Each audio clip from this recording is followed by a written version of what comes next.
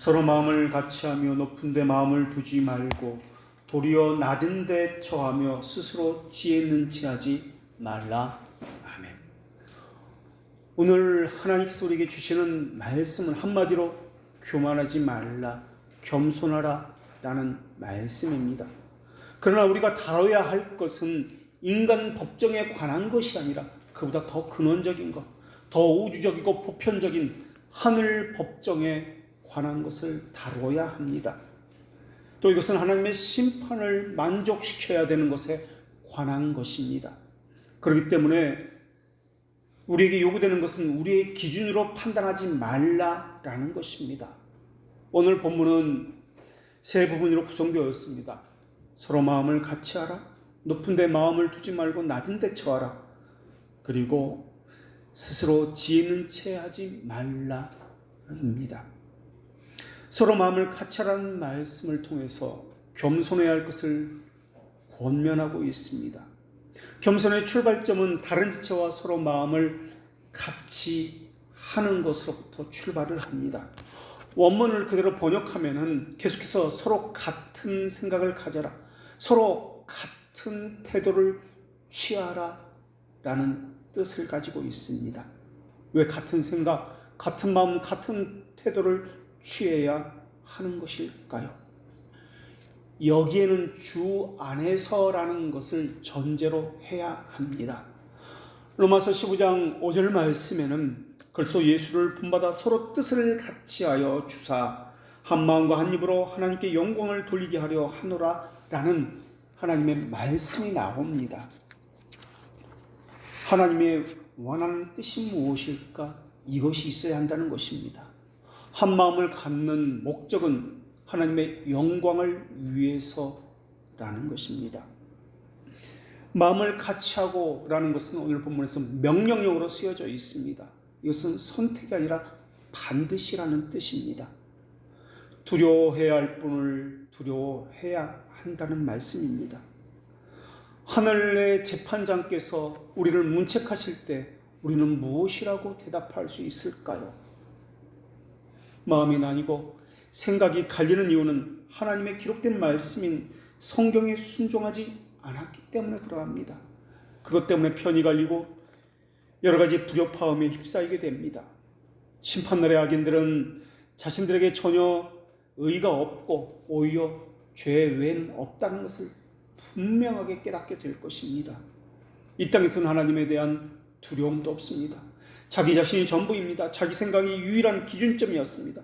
그러나 하나님의 심판대 앞에서는 그런 생각은 다 사라질 것이고 자신은 엄청난 죄책을 가졌다는 것과 영원한 저주를 받기에 합당하다는 생각 외에는 없을 것입니다. 정말 그때는 우리는 아무것도 아닙니다 라는 의식을 갖게 될 것입니다. 사람을 겸비하게 만드는 이러한 생각들은 은혜의 섭리 아래서는 반드시 가져야만 하는 마음일 것입니다. 이 말은 자기가 자기 스스로를 하찮게 평가한다는 의미입니다. 하나님의 분노 앞에서는 땅이 흔들릴 것이며 하나님의 말씀은 천둥과 우레소리와 소리도 죽이게 만들 것입니다. 구원은 두렵고 떨림으로 이루어지는 것입니다. 하나님 말씀 앞에서 자기를 부인하는 겸손함이 이것이 바로 신자의 증거입니다. 신자는 그렇기 때문에 반드시 자신을 높이려는 성향을 죽이고 자기 영광을 포기하려는 것이 반드시 수반됩니다. 하나님의 지혜 앞에서는 이 땅의 모든 재능들은 희미해집니다. 하나님의 순전함 앞에서는 모든 것이 오염되고 더럽다는 것을 깨닫게 될 것입니다. 하나님의 의로움 앞에서는 천사들도 자신의 몸을 감추면서 자신의 추악함을 고백하고 하나님의 의로움을 찬양하지 않고는 견딜 수가 없을 것입니다. 하나님의 진노는 지옥의 심연에까지 미칠 것이며 하나님의 말씀의 능력은 온 우주에 가득 찰 것이며 하나님의 한 번 입김으로도 산을 무너뜨리고 바다를 가르고 메마른 땅이 되게 하실 수 있습니다. 하늘 재판장 앞에서 한마디라도 말할 수 있는 사람이 과연 이 땅에 얼마나 있을까요? 한 명도 없을 것입니다. 그런데 사람은 자기 자신에게서 헛된 만족을 얻고 있습니다. 자기 스스로 자기를 지킬 수 있다라고 생각하고 있습니다. 또 가끔씩이긴 하지만 하나님의 의를 만족시킬 수 있는 유일한 존재는 이 땅에서 자기 자신 외에 없다라고 그렇게 생각합니다. 그들은 타락한 육체에 무거운 짐을 지고 있다는 것을 전혀 생각하고 있지 않습니다. 이 세상에서 연약함을 가지고 살아가고 있다는 것도 잊어버린 지 오래입니다. 구원의 은혜도 잊었으며 그 감격의 순간도 다 나와는 상관없었던 그런 시간들이 되어버렸습니다. 그저 그리스도의 속죄가 나와 무슨 상관이 있느냐, 그런 마음으로 살아가고 있습니다. 그리스도가 자신의 삶에서 깊이 와닿지도 아니하며 더군다나 하나님은 자신을 다스리는 통치자도 아닌 것처럼 그렇게 살아가고 있습니다. 오히려 자기 자신이 세상에서 자기를 다스리는 유일한 통치자로 그렇게 살아가고 있습니다. 자기 생각은 이 세상에서 유일한 지혜요 완벽한 이성이라고 생각합니다. 자기 심정은 이 세상에서 유일한 의로움을 갖춘 기준이 되고 있으며 자기 심정에 있는 것을 행하는 것만이 자신을 구원하는 유일한 길이라고 생각하고 있습니다. 그런데 만약 신자라면 그렇게 할 수가 없습니다. 신자는 자신에 대한 확신이 없습니다. 오직 그리스도만이 유일한 소망이라고 고백하는 사람들을 신자라고 이야기합니다. 말로는 수많은 미사의 글을 펼치고 행동은 밤의 별처럼 화려하고 그렇게 행한다 할지라도 하나님은 우리 심정의 가장 깊은 곳에 있는 숨겨진 그 생각들을 드러내시는 분이십니다. 우리도 하나님이 어두움에 감춰진 것들을 드러내고 마음의 뜻을 나타내신다는 그 말씀을 들어본 적이 있습니다. 그러나 우리의 고소자 사탄은 우리에게 하나님의 말씀을 무시해도 된다라고 그렇게 부추기고 있습니다. 하나님은 그 어디에도 없다라고 속삭이고 있습니다. 말로는 하나님이 계시다고 하지만은 그의 삶에는 하나님이 없는 것처럼, 그리스도의 구속은 나와는 상관이 없는 것처럼 그렇게 살라고 속삭이고 있습니다. 하나님이 계신다 할지라도 그 능력은 다하여서 힘을 잃고 떨어져가는 별똥별처럼 그렇게 사그러져 간다고 말해주고 있습니다. 만약에 아천만이 난무하고 사람에게 보이기 위해서 그렇게 사람의 눈을 의식하고 맹목적인 이기적인 자기 사랑만이 난무하는 것이 교회라고 한다면, 그러한 사람들을 신자라고 한다면, 그곳에 거하는 교인들이 그러하다면 거기에는 하나님이 어쩌면 안 계실지도 모르겠습니다. 그러한 것은 주님의 교회가 아니라 사탄의 회당이라 불려야 마땅할 것입니다. 그런 곳에는 하나님 앞에서 의라고 여겨지는 것은 하나님의 말씀을 거스리는 불법 외에는 없을 것입니다. 인간 앞에서 자신들의 겉모습은 꾸밀지 모르겠지만 자신에게 부여된 그 의식과 예식들은 자신을 넘어지게 하는 그러한 도구가 되어서 자기를 넘어지게 만들 것입니다. 여기에는 스스로 자신의 생각이 옳다, 내 판단에 하나님도 동의하실 것이다라는 착각은 있겠지만 하나님의 말씀의 권위는 그 어디에도 없을 것입니다. 하나님 말씀에 순종함도 없을 것이고 신자의 표시인 겸손함도 없을 것입니다. 오직 마귀의 증거인 교만함만이 있을 것이며 자신의 생각대로 판단하는 것만이 있을 것이며 나의 지혜는 하늘에까지 닿을 것이다라는 그러한 지혜의 높임만 있을 것입니다. 그러나 기억하십시오. 올바르다고 판단하는 그들의 생각과 판단에는 거짓된 부패와 오염 외에는 없을 것입니다. 자기 스스로 영광이라고 여기는 것에는 하나님의 심판대 앞에서는 지옥골이 외에는 없을 것입니다. 자부심을 가지고 사람들에게 자랑거리가 되고 있는 것들은, 다른 사람이 우러러보게 하는 수많은 것들은 하나님의 심판날에는 내게 그것이 처음부터 없었더라면 좋았을 것이라고 후회의 그러한 수단이 될 것입니다. 하나님의 우리의 이름을 부르는 날은 멀지 않았습니다. 보십시오. 올해도 시작한 지가 엊그제 같은데 벌써 절반이 넘었고 8월이 되었고, 이제 조금 있으면 찬바람이 불어오게 될 것입니다. 이 교회를 바라보는 소망이 있습니다. 의자 수가 그 정도니까 교회는 그래도 50명은 되어야지 않겠느냐 하지만은 아마도 제 그릇으로는 10명도 담지 못할 것이라는 그런 생각이 들기도 합니다. 하나님 10명도 많습니까? 그렇다면 8명은 어떻습니까? 제가 가지고 있는 그릇으로는 그것도 너무나 많습니까? 그러면 5명은 어떻습니까? 그런데 제 생각으로는 그것도 너무나 많은 것처럼 보이고 있습니다.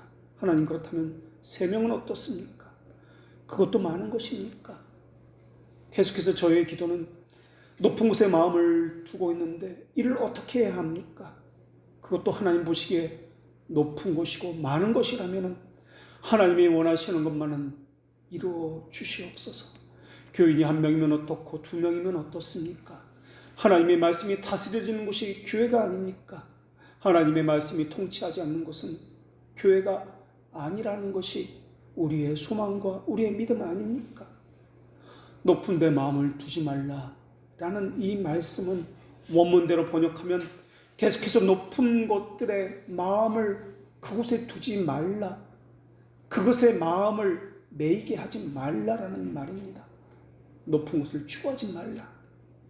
이 교회를 생각하면서 마치 아브라함의 기도처럼 50명, 30명, 10명, 5명 이렇게 계속 내려갑니다.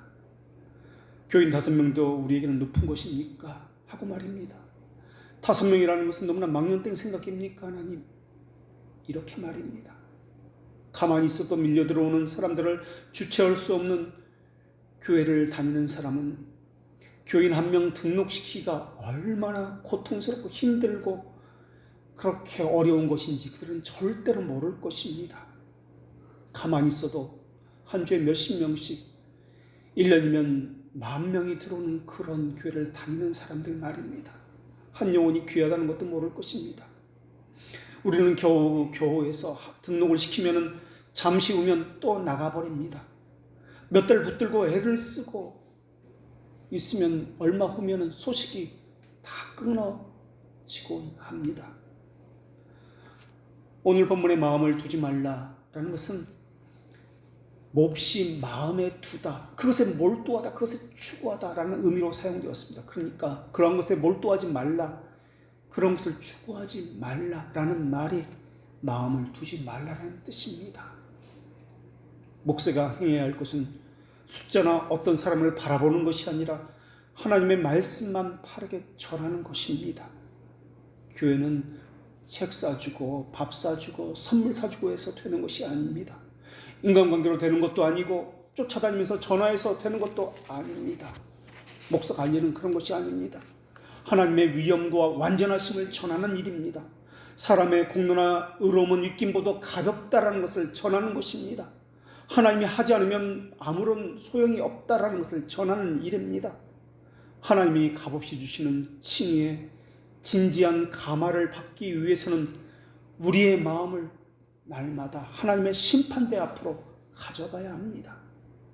그런데 사람들은 하나님의 심판대 앞에 자신의 양심을 가져가지도 아니하며, 가져간다 할지라도 하나님의 그 심판에 대한 정의가, 그 기준이 너무나 과도하다고 생각합니다. 그러면서 하나님의 의는 내팽개치고 어리석음과 무모함 가운데 방치되도록 하고 있습니다. 하나님의 말씀의 그 진중함과 그 완전함과 높이보다는 사람과 인간의 관계와 자신의 지혜에 더 치중하고 생각합니다. 그러나 우리는 교회라는 이름으로 고대 철학자들이 정원을 산책하면서 그렇게 걸어다니면서 철학적인 대화를 하는 곳이 아닙니다. 학파의 모임을 가지는 것처럼 서너 명이 둘러앉아서 무슨 주제를 가지고 심도 있게 연구하는 것도 아닙니다. 우리 마음에 새겨져야 할 것은 인간 법정의 의가 아니라 하나님의 심판주 앞에서 벌어진 하나님의 의에 대해서입니다. 자신의 빈약한 척도를 가지고 들이밀어서는 안 될 것입니다. 그것을 가지고 교회를 생각해도 안 될 것이며, 우리는 하늘나라의 모형으로서 이 땅의 교회를 생각해야 할 것입니다. 우리 스스로 자신을 높이지도 말아야 하며 언제든지 낮은 죄 처하도록 힘써야 할 것입니다. 오직 하나님의 말씀의 권위만을 최고의 높이로 높여야 할 것입니다. 바울은 낮은 데 처하라고 권면하고 있습니다. 이것은 그저 신분상 비천한 자들과 함께하라는 말이 아닐 것입니다. 그리스도의 구원에 동참해야 한다는 말씀입니다. 교만이라는 것은 어떤 감정적인 상태를 말하는 것이 아니라 하나님으로부터 떨어져 나가는 것이라고 어거스틴은 그렇게 이야기합니다. 겸손은 반대로 하나님께 그리스도께 접붙여지는 것, 가까이 가는 것이라고 그렇게 이야기합니다. 그러니까 겸손은 행위에 달린 문제가 아니라 하나님과 올바른 관계에 있는가, 하나님 앞에 올바로 그 심판대 앞에 서 있는가의 문제라는 것입니다. 교만은 자기 자신의 것을 가지고 그것을 집단화시키고 그 집단을 어떤 저항도 없이 쉽게 타락시키고 무너뜨려 버립니다. 그러나 우리의 유일한 목표는 그리스도를 우리 모두가 함께 바라보는 것입니다. 그것이 마음을 같이 한다는 뜻입니다. 하나님의 약속은 얼마든지 그리스도 안에서 예가 된다는 성경의 말씀이 있습니다. 이 말씀의 의미는 하나님의 약속을 알고 있다면 언제든지 그 말씀에 순종한다는 의미입니다. 그것이 마음을 같이 한다는 의미입니다. 그리고 그리스도 안에서 예가 된다는 그 말씀의 의미는 반대로 해석해보면 그리스도를 이같이 알지 않았기 때문에 자기 부인이 없고 안위우가 된다라는 의미입니다. 불순종하는 이유는 그리스도를 모르기 때문에 그러합니다. 또 성경에 보면은 경건은 범사에 유익이 있나니 금생과 내생에 약속이 있다는 말씀도 있습니다. 이 말씀의 의미도 이 땅에서는 회개를 통해서고 내생에서는 부활로 말미암아 하나님의 영적 은혜를 맛보게 된다는 의미입니다. 그리스도께서는 죽음과 부활로 친히 이 일에 본을 보이셨습니다. 이것에 우리가 접붙여져야 합니다. 그래서 우리의 삶 가운데 죽임과 살림이 계속 나타나야 합니다. 그것이 있어야만 겸손의 삶을 살 수 있으며 이러한 삶이 신자의 삶입니다. 하나님의 말씀에 대해서는 살아있고 우리의 생각과 감정에 대해서는 죽어야 하는 것입니다. 율법의 첫 번째 목적이 무엇입니까? 자신의 비참함을 발견하기 위해서 하나님께서 우리에게 주신 것이 율법입니다. 비참함을 발견한다는 말의 의미는 또 무엇입니까? 하나님의 심판대 앞에서 우리가 서 있다는 뜻입니다. 이 땅에서 말입니다. 이것이 되지 않고는 그리스도께 인도함을 받지 못하게 되어 있습니다. 하나님의 심판대 앞에 서 있음으로 인해서 공포심을 느끼고 절망하게 되고 두려워서 벌벌 떨게 됩니다. 이것이 율법이 주신 첫 번째 목적입니다. 그리고 율법이 주신 두 번째 목적은 죄를 억제하고 자기 죄를 감시하는 기능으로 율법이 우리에게 주어졌습니다. 죄에 대한 욕망을 억제하는 것도 하나님의 심판대 앞에서 절망하게 되고 공포를 느끼게 됨으로부터 시작되는 것이 죄에 대해 욕망을 억제하는 것입니다. 이것이 있어야만 그 다음 약속인 그리스도를 만나게 되고 받게 되는 것입니다. 그래서 그리스도의 구속에 참여한 사람은 하나님의 심판대 앞에서 서 있는 것처럼 자신을 늘 낮추게 되어 있습니다.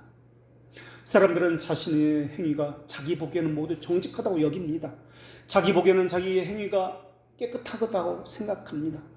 그러나 우리는 그것에 대해서 하늘 심판자 앞에서 우리의 책임을 그분이 추궁하실 때 우리는 대답할 말이 아무것도 없습니다. 우리는 하늘의 심판자를 우리 마음이 본래 상상하던 그것대로 생각해서는 안 될 것입니다. 성경에서 묘사하는 그대로 하늘의 심판자에 대해서 마음에 그려야 할 것입니다. 내 행위가 내가 보기에는 옳게 보이는 것처럼 여겨지지만은 하늘 광채 앞에서는 별들도 어두워진다는 것을 성경에서는 기록하고 있습니다. 하나님의 지혜는 자기 스스로 지혜있다라고 생각하는 사람들에게 그 지혜로 인해서 간계에 빠지게 되고 오류에 빠지게 되고 넘어짐의 도구로 사용한다는 것을 성경에서 우리는 읽고 있습니다. 하나님의 순결에 비하면 사람이 가진 모든 것들은, 피조물의 모든 것들은 불결합니다. 하나님의 의는 천사도 감당할 수 없었던 의로움이었습니다. 하나님은 유죄한 자를 무죄한 자라고 하지 아니하시며 무죄한 자를 죄가 있다고 또한 하지 않으십니다. 하나님의 진노에 불이 붙으면 지옥의 밑바닥까지 뚫고 들어갑니다. 하나님이 내 행위를 심사하기 위해서 심판대에 앉아서 내 양심을 소환한다고 생각해 보십시오. 누가 하나님의 보좌 앞에 자신 있게 서 있을 수 있단 말입니까? 누가 삼키는 불 앞에 설 수 있겠으며 누가 영영이 타는 불과 함께 거할 수 있단 말입니까? 그렇다면 우리 교회는 어떻습니까? 하나님의 타는 불 앞에서 우리 교회는 설 수 있습니까? 교회라 불릴 수 있습니까? 그 말은 우리 교회가 하나님의 교회로 설 수 있느냐는 말입니다. 하나님은 모든 의롭다 하는 자는 내 앞에 나오라고 말씀하셨습니다. 하나님은 정직히 말하는 자 누구든지 내 앞에 나오라고 말씀하셨습니다. 그러나 시편 기자는 여호와여 주께서 죄악을 감찰하실 텐데 주여 누가 서리까라고 이 질문 앞에 고백합니다. 하나님은 그 종이라도 믿지 아니하시며 그 사자라도 미련하다 하시는 분이 하나님이십니다. 하물며 흙집에 살며 티끌로 털을 뜯는 사들을 어떻게 의롭다고 여기시겠습니까? 하나님은 거룩한 자들을 믿지 아니하시고 하늘이라도 하나님 보시기에는 부정하거든 하물며 악을 행하기를 물마신 같이 하는 가증하고 부패한 사람이겠느냐라고 말씀하십니다. 하나님의 의는 율법을 완전히 다 지키는 것보다 더 높은 수준의 의를 말씀하고 계시다는 것을 기억해야 할 것입니다. 율법을 완전히 지킨다 하는 사람이 있다 할지라도 그 사람의 모든 행위를 초월하는 하나님의 의 앞에서는 그 누구도 견뎌낼 수 없을 것입니다. 천사들의 거룩이라 할지라도 하늘 저울에 달 때에는 하나님을 기쁘게 할 수 없습니다. 그런 하나님께서 우리를 정결케 하기 위해서 스스로 많은 저주를 받으시고 그리고 은혜의 표시로서 율법을 담아서 우리에게 자신을 내어주셨습니다. 우리는 하나님의 심판대 앞에서 공포와 절망감을 느끼지 않다면 그 사람은 그리스도를 만나지 못한 사람일 것입니다. 예전에는 그렇지 않았는데 지금은 둔감해졌다고요. 예전에는 하나님 말씀 앞에 눈물을 흘리면서 그렇게 감격스러워졌는데 지금은 무뎌졌다고요. 아마 예전에 그랬던 것이 있었다면 그것은 일시적인 믿음이었을 것입니다. 성령께서는 보존하십니다. 견디게 하십니다. 지키게 하신다는 말씀을 우리는 들어서 알고 있습니다. 그것이 우리가 믿는 성도의 견인 교리입니다. 성도는 아무리 힘들고 고통스럽더라도 하나님을 팔아서 자신의 일생의 유익을 구하지 않습니다. 하나님을 팔아서 자신의 자존심을 지키는 일은 있을 수도 없습니다. 우리는 허망한 자랑을 할 것이 아니라 눈을 들어서 하늘을 향하고 하나님의 말씀의 권위 앞에서 두려워 떨 줄 알아야 합니다. 두렵고 떨림으로 너희 구원을 이루라 라는 그 말씀은 은혜를 받았다는 것과 비례하는 말씀일 것입니다. 얼마큼 두려워 떠느냐, 이것은 얼마큼 은혜를 받았느냐의 말씀과 거의 동일한 말씀일 것입니다. 사람들은 자신을 다른 사람과 비교하면서 다른 사람들이 갖지 못한 것을 가졌고 다른 사람들이 행하지 못한 것을 행한다고 하면서 우쭐거립니다. 그러나 하나님을 향하여 올라갈 때 이러한 확신들은 순식간에 사라지고 말 것입니다. 빈 껍데기뿐인 자기 자신에게 속지 마십시오. 다른 사람과 비교해서 동등하다거나 우월하다고 느낀다면 그것은 하나님에게 아무런 가치가 없는 것이며 이것은 하나님에게서 온 것이 아닐 것입니다. 이런 경고를 듣고도 우리의 교만이 벗겨지지 않는다면 하나님께서는 바리새인에게 하신 말씀을 우리 귀에도 들려주실 것입니다. 너희는 사람 앞에서 스스로 옳다 하는 자이나 사람 중에 높임을 받은 것은 하나님 앞에 미움을 받는 것이니라. 사람에게 가서 의를 자랑한다면 하나님께서는 하늘에서 그 사람의 의를 미워하실 것입니다. 자신의 판단과 생각에 대해서 옳게 여긴다면 하나님께서는 그 사람의 생각과 판단에도 정죄를 하실 것입니다. 중세시대에 유명한 수도사였던 베르나르는 위선자들은 방자한 죄와 생활로 하나님의 은혜를 거역하면서 부끄러워하는지도 모르면서 지내고 있다라고 이야기했습니다.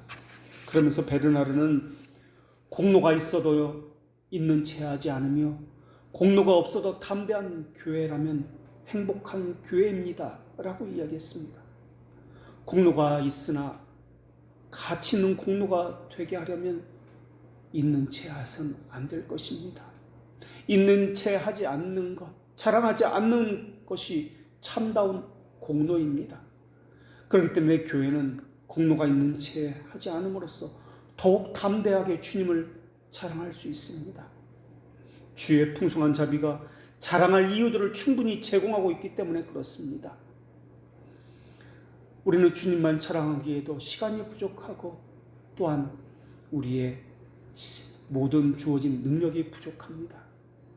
하나님의 심판을 생각해 보십시오. 심판을 생각하면 자기 기만을 내려놓게 될 것입니다. 각성한 양심은 하나님의 심판을 생각할 때 평온하게 숨쉴 수 있는 유일한 피난처인 그리스도 외에는 없다는 것을 발견하게 될 것입니다.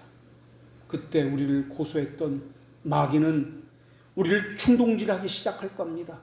우리가 행하고 있는 그대로 행하라, 모든 악행을 즐기라 라고 압력을 가하게 될 것입니다. 만약에 그때 그 압력에 넘어져 지게 된다면 구속받지 못한 상실된 마음을 떠올려야 할 것입니다. 지금 자기도 죄에 빠져서 담대하게 자기 마음대로 하나님을 배반한다 해도 하나님의 심판대 앞에서는 그 확신이 다 무너지게 될 것입니다. 사람과 하나님 앞에서 자기를 속이며 자기에게 아첨하는 그 위선도 같은 심판을 당하게 될 것입니다. 하나님의 완전하심 생각해 보십시오. 그것을 생각한다면 자기 자신에 대한 아첨, 맹목적인 사랑의 일체를 다 버리게 될 것입니다. 그리고 자기를 검토하는 것을 부끄러워하지 않게 될 것입니다. 자기 자신에 대해서 긍휼히 여기는 마음, 동정심, 자기를 향한 맹목적인 지지를 버려야 합니다. 사람은 자기가 쓰고 있는 의의 가면 때문에 우쭐거립니다. 그러나 하나님은 겉의 행위가 아니라 그 마음속에 숨겨져 있는 그 양심의 불결함을 저울에 달아 보시는 분이십니다. 그렇기 때문에 자기 검토를 바르게 하기 위해서는 반드시 자기 양심을 하나님의 심판대 앞에서 불러내야 할 것입니다.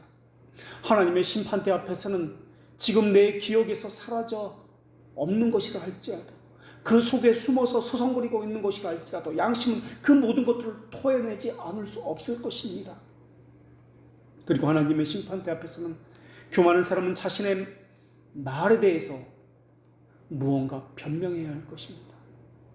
그런데도 교만한 사람은 자신의 말이 반박당하는 것을 견디지 못해 하고 있습니다. 무언가 자신을 변명하고 자신을 보호하고 감추려 합니다. 교만한 사람들의 특징은 감정적이며 투쟁적이며 자기에게 좋지 못한 말에 대해서는 견디지 못한다는 특징을 가지고 있습니다. 그래서 교만에서는 다툼과 분쟁과 당을 지음이 나타납니다. 건전하면서도 합리적인 비판을 제시할 때 이를 견디지 못하는 것은 겸손한 마음의 표징이 아닙니다. 그래서 다 양 같아서 그릇 행하여 각기 제 길로 가거늘 이라는 이 말씀은 지금 오늘 우리에게도 적용되는 동일한 말씀입니다. 우리 자신이 하나님의 은혜를 받을 수 있는 자격이 있다고요? 그런 사람은 없습니다. 그런 생각은 자기를 속이고 있는 생각입니다. 그것에 대해서 하나님은 이렇게 말씀하십니다. 하나님은 교만한 자를 대적하시되 겸손한 자에게는 은혜를 주시느니라. 그렇다면 하나님 앞에서 겸손한 것이 무엇입니까? 겸손한 사람은 스스로 복수하지 아니하며 악에게 저항하지 아니하며 온유하고 인내하며 참고 용서함으로 자신의 원수의 머리에 숯불을 쌓아두는 사람입니다. 우리가 겸손하게 되는 방법은 철저하게 하나님의 자비하심에 자신을 맡기는 것입니다. 아직 자신이 무엇을 가졌다고 생각하면 그것을 겸손이라 부를 수 없을 것입니다. 우리가 하나님 앞에서 고백하는 것과 자기 마음에 느끼는 것이 반대가 된다면 그것은 하나님께 거짓말하는 악행일 것입니다. 겸손하다는 것은 있는 그대로 다 내어놓는 것입니다. 자신의 비참함도 빈곤함도 곤고함도 진실되게 다 내어놓는 것입니다. 겸손은 자신의 빈곤함에 대해서 그것을 뼈저리게 알고 고통하는 사람에게 주어지는 것입니다. 이사야 선지자도 마음이 가난하고 심령이 통해하는 자에게 나의 말을 인하여 떠는 자 그 사람은 내가 권고하려니와 라고 하나님의 말씀을 전해 주었습니다. 하나님의 말씀을 인하여 두려워 떠는 자가 겸손한 자다라는 것입니다. 하나님은 하나님의 말씀을 두려워하지 않는 자에게는 그냥 자신이 원하는 대로 행하도록 내버려 두십니다. 그러나 통해하는 자에게는 하나님은 그들의 마음에 소송시켜 주십니다. 마음이 상하고 통해한다는 말을 들을 때마다 마음에 상처가 있어서 땅에 엎드리지 있는 그 사람의 모습을 떠올려야 할 것입니다. 그 상처는 하나님 말씀에 대한 통회함에서 나온 회개 기도를 이야기합니다.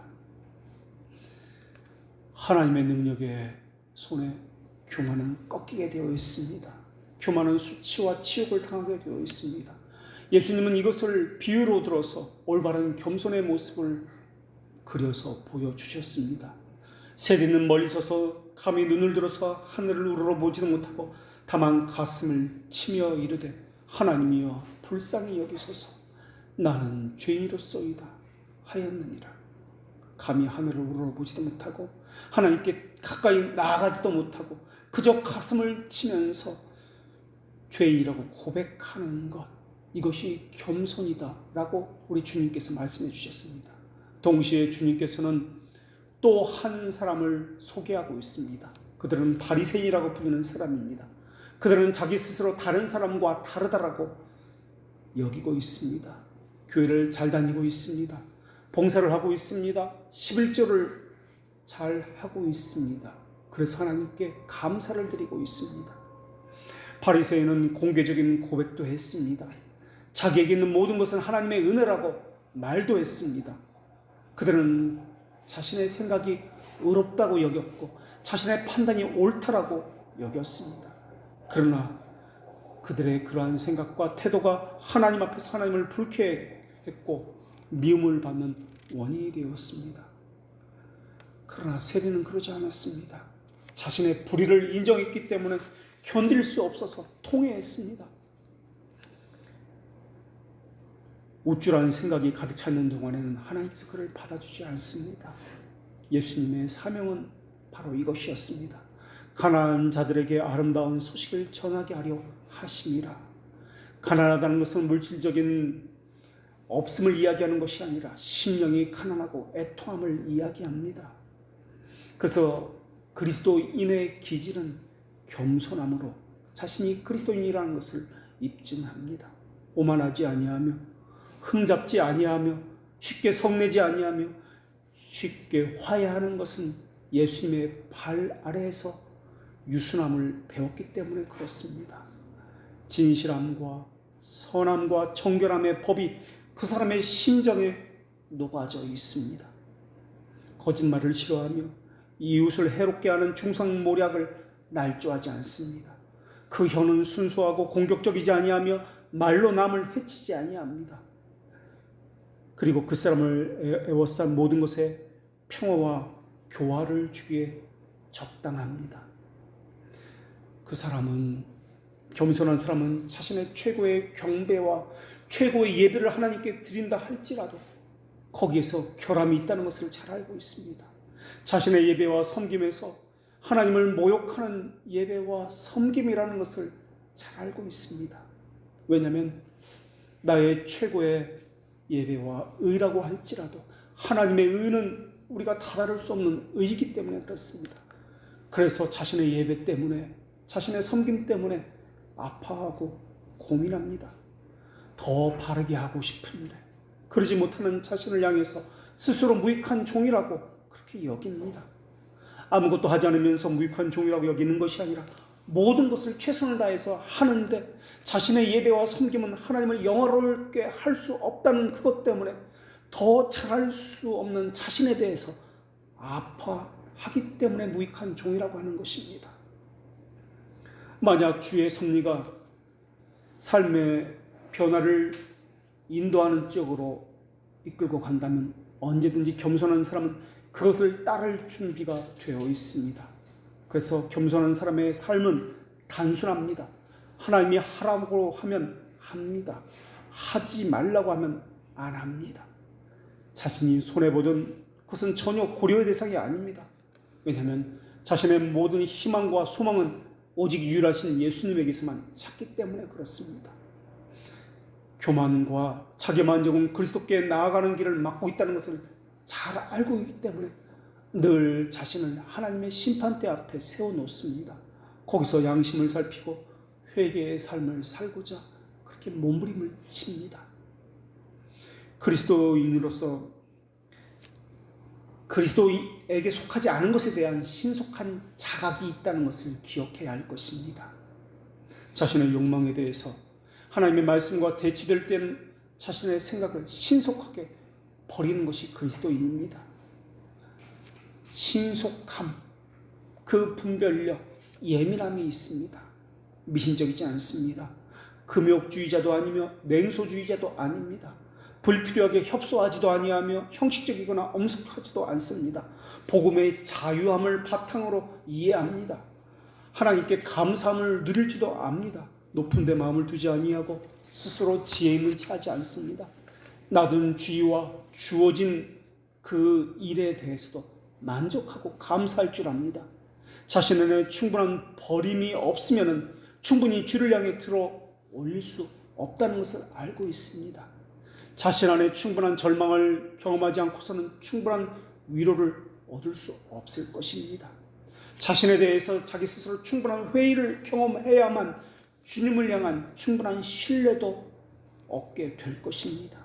우리는 이 땅에서는 나그네와 이방인으로 살고 있습니다. 그 의식이 있어야 하늘나라의 시민으로 살 수 있습니다. 구원에 있어서 그리스도인의 낮아짐은 필연적입니다. 그처럼 우리의 겸손은 필연적입니다. 그리스도께서 인성을 입었다는 것을 반대하는 것이 제세례파입니다. 그러나 그리스도의 낮아지심은 언약을 나타내는 필연적인 방법입니다. 그러나 교만한 사람은 그리스도의 낮아짐처럼 자신의 낮아짐을 원하지 않습니다. 교만한 사람은 죽을 때에도 자신의 이름이 명예롭게 다른 사람들에게 기억되기를 지나치게 원하고 있습니다. 그것 때문에 자신의 이름을 새겨 넣어서 기념비를 세웁니다. 이런 목적으로 많은 책들을 쓰고 기억될 만한 많은 일들을 자신의 이름을 새겨 넣어서 이런 일을 행하고 있습니다. 교만은 자기 이름을 날릴 수 있는 수많은 병원을 짓게 하고 수많은 공원을 만들게 하고 학교를 세우게 합니다. 이러한 것은 신실하고 선한 의도가 주는 것과는 다른 것들입니다. 교만의 도구가 된 그 선행이라 불리는 것들은 땅 위에 자기 이름을 날리고 남기려고 했던 위선자들의 모습에 지나지 않습니다. 겸손히 마음을 사로잡을 때 교만, 과시, 허식, 자기 이름을 내는 자리는 사라집니다. 탐욕, 욕망, 우유부단, 자기 사랑으로 말미암는 다른 악들을 위한 자리는 사라집니다. 겸손히 자신의 심정을 사로잡을 때 자기를 부인하게 될 것이며 자신의 이성을 포기하게 될 것이며 자신의 모든 마음은 주님께서 요구하는 것을 추구하게 될 것입니다. 하나님이 기뻐하시는 것을 자신의 기뻐하는 것으로 여기게 될 것입니다. 교회는 다른 것으로 하나가 되는 것이 아니라 바로 이것으로 하나가 되는 것입니다. 자기 이성을 포기하는 이유도 자신의 마음을 주님께서 요구하시는 것을 추구하도록 하기 위해서며 하나님이 기뻐하는 것을 자신의 기뻐하는 것으로 삼기 위해서입니다. 교회는 다른 것으로 하나가 되는 것이 아니라 주님이 기뻐하시는 것을 모두가 함께 원함으로써 하나가 되는 것입니다. 그러나 교만이 교회를 지배하고 있다면 그 교회 안에는 내적인 것보다 외적인 것에 더 마음을 둘 것입니다. 마음보다는 말에 더 신경을 쓰게 될 것입니다. 그러나 겸손한 사람은 외적인 것보다 내적인 마음과 이 양심을 더 신경 쓰게 될 것이며 외적인 형식과 말보다는 내면의 동기를 더 점검하게 될 것입니다. 교만한 사람은 다른 사람의 능력 때문에 자신의 능력이 가려지는 것을 싫어합니다. 그러나 겸손한 사람은 내 능력 때문에 다른 사람의 능력이 가려지는 것을 싫어합니다. 그래서 다른 사람의 능력만을 더 드러내고 크게 나타나는 것을 더 좋아합니다. 교만한 사람은 자신의 의무를 다한 이후에도 하나님과 양심이 어떻게 인정하느냐보다도, 하나님 앞에 인정받느냐보다도 자신이 사람들에게 어떻게 보였느냐, 사람들이 자신을 어떻게 생각했느냐, 이것에 더 관심이 많습니다. 겸손한 사람은 자신의 의무를 다한 이후에도 하나님께서 자신의 양심을 어떻게 보셨느냐를 더 중요시 여깁니다. 하나님은 그 일의 결과나 이 외형적인 것보다도 그 일의 동기를 더 보시고 내면의 양심을 보시는 분이기 때문에 그렇습니다. 교만한 사람의 목적은 다른 사람에게 자신이 가진 선함, 자신이 가진 지혜, 자신의 가진 능력을 보이는데 목적이 있습니다. 그래서 설교를 해도 자기 설교가 영혼을 유익하게 하는데 도움을 주지 못하고 자신의 기도가 성도들의 영적인 선을 이루는데 기여하지 못했기 때문에 애통하고 아파하기보다는 자기가 사람들에게 인정받지 못했다는 것 때문에 아파합니다. 자신이 원했던 명예가 사람들에게 얻지 못했다는 것 때문에 더 힘들어합니다. 한 사람이 신앙에서 떨어져 나간 것에 대해서 고민하고 아파하기보다는 수많은 교인들이 새로 생겼다는 것을 더 기뻐합니다.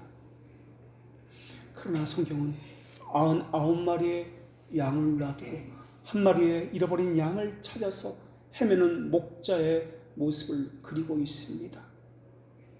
그래서 겸손한 사람은 수많은 다른 교인이 새로 생긴 것보다 한 사람의 영혼이 다시 돌아오는 것을 더 기뻐하고 이것 때문에 마치 자신이 행복한 사람인 것처럼 크게 감사합니다.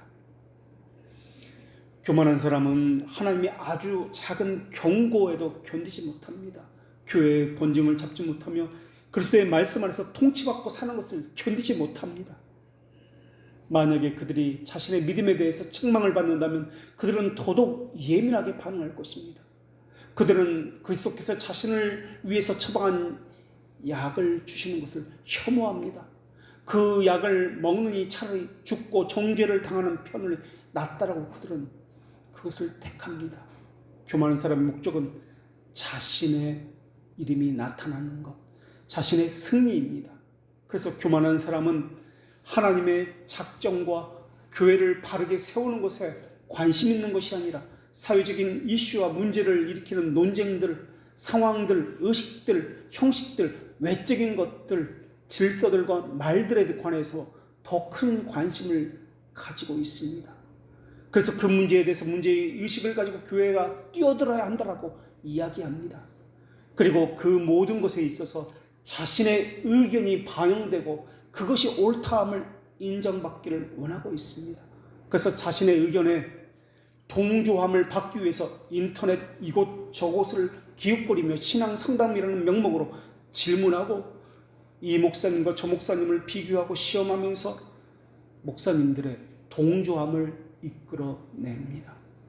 그래서 자신의 의견에 동조하는 목사들을 향해서 훌륭한 목사님이라 여기며 축혀 세웁니다.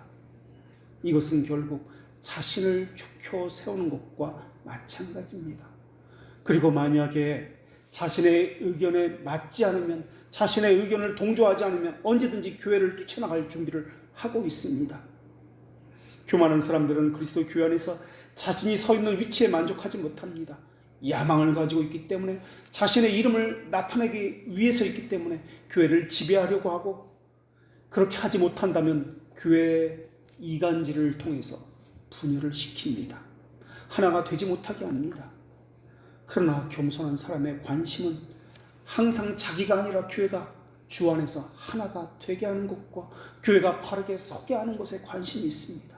자기 생각이 중요한 것이 아니라 신앙 고백의 일치가 중요한 것이며 주님의 통치에 순종하는 것을 더 중요시 여깁니다.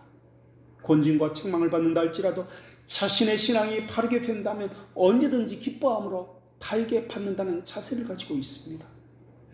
그러나 교만한 자들은 지체들과 같은 위치에 있기를 원하지 않습니다. 더 뛰어나기를 원하고 있습니다. 그래서 그 교회 선생이나 지도자로서 서기를 원하고 있습니다. 그리고 만약에 자신의 이름이 드러나지 않거나 자신의 야망이 그 교회에서 이루어지지 않는다면 함께 교제하는 것을 언제든 깨트려버릴 준비가 되어 있습니다.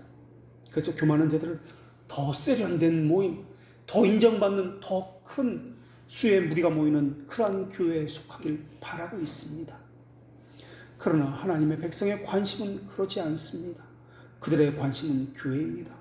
그래서 교회 하나님의 말씀이 바르게 세워지느냐, 그 말씀 안에서 주 안에서 하나가 되느냐에 관심을 가지고 있습니다. 교만한 자들은 자신들의 통치자를 비난하는데 재빠릅니다. 그러나 자신이 고통받는 데에는 참을 수 없어, 견딜 수 없어 합니다. 그래서 그들은 재빠르게 불평하고 반역을 꾀합니다. 그러나 그리스도인들은 하나님이 주신 질서와 하나님이 세우신 그 직분을 생각해서 위정자들과 자기를 다스리는 이들을 위해서 오히려 기도합니다. 그들로 인해서 아파하고 함께 울며 만군의 통치하신 주님께 모든 것을 위임하고 자기 스스로 심판자가 되어서 정죄하거나 판단하지 않습니다. 그러나 교만한 사람은 순종하기보다는 명령하는 자리에 있길 원하며 천하고 낮은 자리에서 하나님을 섬기는 것에 만족하지 않습니다. 자기에게 주어진 자리보다 더 높은 자리가 있다면, 더 좋은 유익을 주는 곳이 있다면 늘 그것을 찾아다니고 있습니다. 언제든 지금 주어진 본분과 자리를 버릴 수 있을 정도로 준비가 되어 있습니다. 만약 어떤 명예를 주는 자리가 비어 있다면, 그런 곳이 있다면 교만한 사람은 그 자리에 앉을 사람이 바로 자기 자신이라고 생각합니다. 그 혜택을 받을 수 있는 사람이 바로 자기라고 생각해서 또 그 자리를 차지할 수 있다면 설령 자기 자신보다 더 적합한 사람이 있다 할지라도 그를 끌어내서라도 그 자리를 차지하려고 할 것입니다. 그러나 겸손한 사람은 그런 자리가 주어진다 할지라도 자신은 그 자리에 감당할 수 있는 그릇이 아닙니다 라고 계속 사양할 것입니다. 이렇게 하나님의 백성은 높은 데 마음을 두지 아니하며 도리어 낮은 데 처합니다. 그리고 교회의 하나됨을 지켜서 서로 마음을 같이하고 주 안에서 서로가 함께 그 말씀의 권위 앞에 순종하기를 바라고 있습니다. 스스로 지혜 있는 척하지 아니하고 하나님의 말씀에서만, 그리고 예수 그리스도에게서만 유일한 소망의 이유를 찾습니다. 기도하겠습니다. 하늘의 것을 묵상하기 위해서 부르신 하나님, 하나님의 심판대 앞에서 저희는 무슨 말을 할 수 있는지 저희들의 양심을 살펴보게 하여 주시옵고, 오직 자기를 부인함과 견공과 겸손함으로 예수님만을 바라보게 하여 주시옵소서. 기근과 굶주림과 어려움과 환난의 곤고함은 앞으로도 계속될 것이온데, 또 저희들은 괴로움을 겪기도 하고 오랜 세월 기다림도 있을 것이온데, 그러나 우리가 달려갈 길을 다하게 하여 주시옵고, 좌로나 우로나 치우치지 아니하고 오직 푯대이신 예수 그리스도만을 바라보면서 한 걸음 한 걸음 그리스도께서 피를 흘린 그 자리를 저희들도 걸어가게 하여 주시옵소서.